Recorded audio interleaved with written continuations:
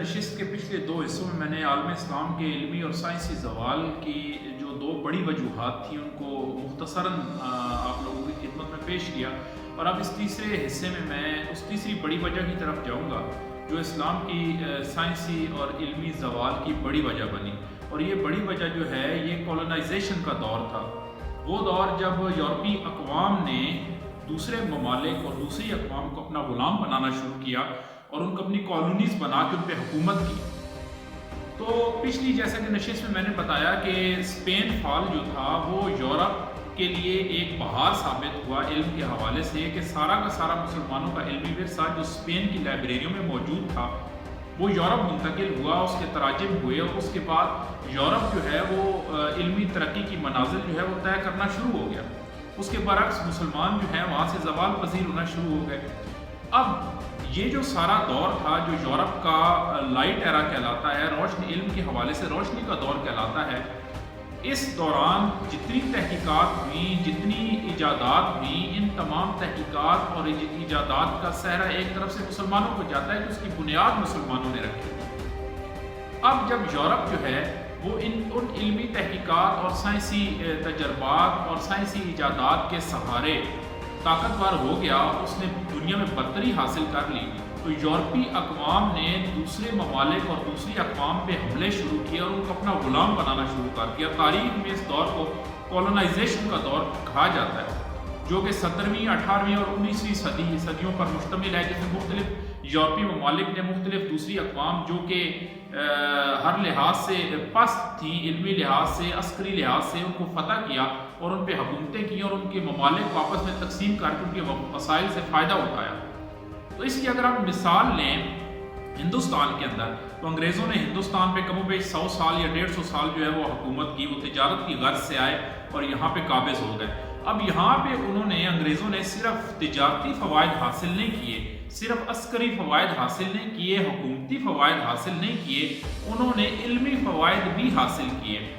اب ہندوستان کی تاریخ کے اندر جو مسلمانوں کا ایک طویل دور گزرا تھا، اس سے پہلے جو 700-800 سالہ طویل دور ہندوستان کے اندر گزرا مسلمانوں کا، اس دور کے اندر جو سائنسی تحقیقات ہوئیں، جو علمی تحقیقات ہوئیں، جو فلسفے کے میدان میں تحقیقات ہوئیں، جو مذہب کے میدان میں تحقیقات ہوئیں یا کام ہوا،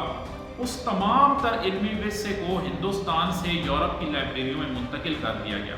اور مسلمانوں کو علمی لحاظ سے مکمل طور پہ مفلوج کر دیا گیا۔ اب آپ یہاں سے اس بات کا اندازہ لگائیں کہ جب ہندوستان کے اندر انگریز آئے تھے تو جو یہاں پہ تعلیم کی شرح تھی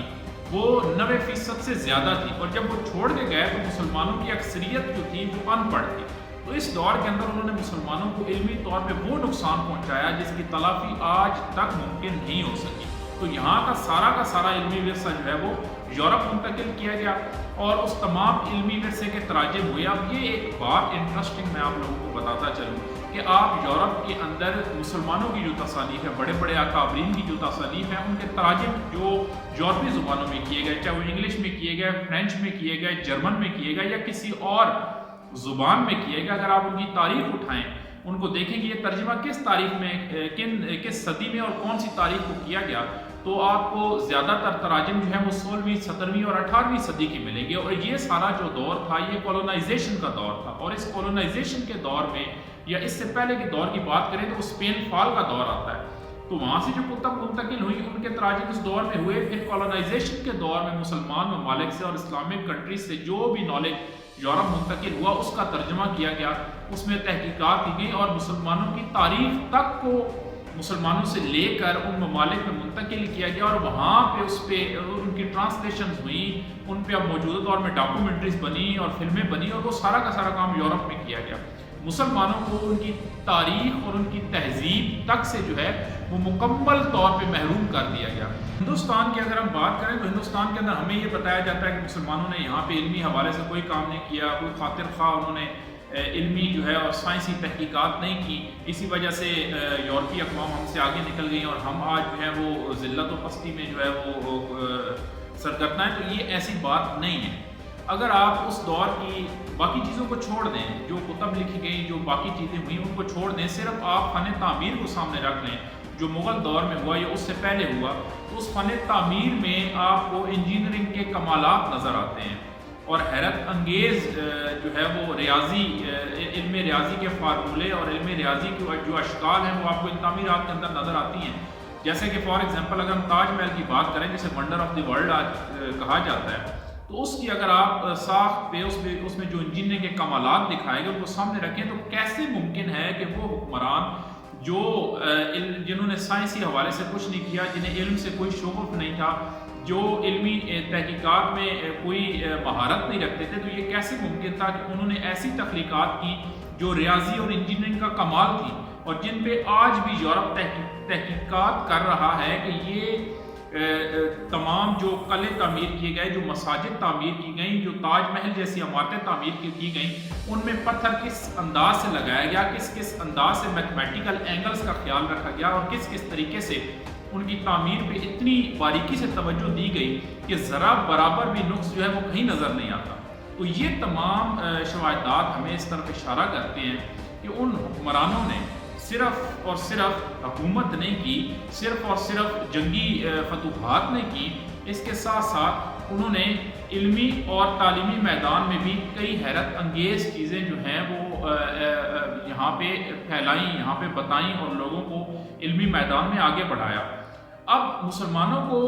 علمی لحاظ سے اور تاریخی لحاظ سے اتنا کمزور کر دیا گیا تھا، اتنا بیک پہ پھینک دیا گیا تھا کہ آپ یہ اندازہ کریں کہ کئی عظیم مسلمان شخصیات کا تعارف مسلمانوں سے یورپ نے کروایا. جیسے مثال کے طور پہ میں ابن خلدون کی بات کروں، ابن خلدون وہ ہستی ہے جس کا تعلق اسپین سے تھا، اور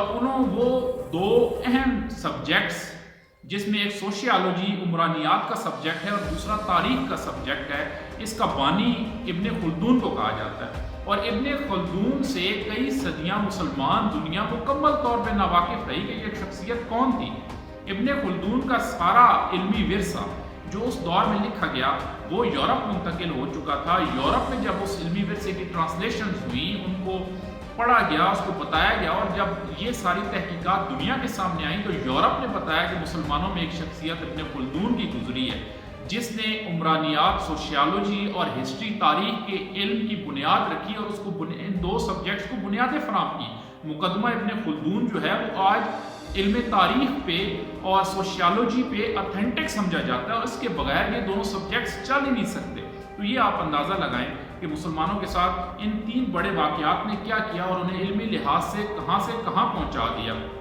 پھر ترکی جو تھا وہ سلطنت عثمانیہ، اس میں انہوں نے اتنی سائنسی ترقیاں جو ہیں وہ نہیں کی، علمی لحاظ سے اتنا کام نہیں کیا. تو بعد میں یہ ہوا کہ یورپ جو جب وہ ترقی کی معراج پہ پہنچ گیا تو دوسری طرف سلطنت عثمانیہ کو یورپ کا جو ہے وہ مرد بیمار کہا جانے لگا. اور کولونائزیشن کے دور میں جب یورپ نے عسکری ترقی حاصل کر لی، عسکری برتری حاصل کر لی، تو پہلے جنگ عظیم کے اندر مسلمانوں کی اس عظیم سلطنت کو ٹکڑے ٹکڑے کر کے اور اس کے تمام حصوں کو اپنی کالونیز بنا لیا گیا. اور جو وہاں پہ علمی ورثہ موجود تھا مسلمانوں کا، تاریخی ورثہ موجود تھا مسلمانوں کا، وہ سارا کا سارا منتقل ہو گیا یورپ میں. جیسے فار ایگزامپل ٹیپو سلطان کی آپ بات کریں ہندوستان کے اندر، تو ٹیپو سلطان کی تمام قیمتی نوادرات، ایون کہ اس کی تلوار تک انگلینڈ کی عجائب خانے میں، عجائب گھر میں موجود تھی.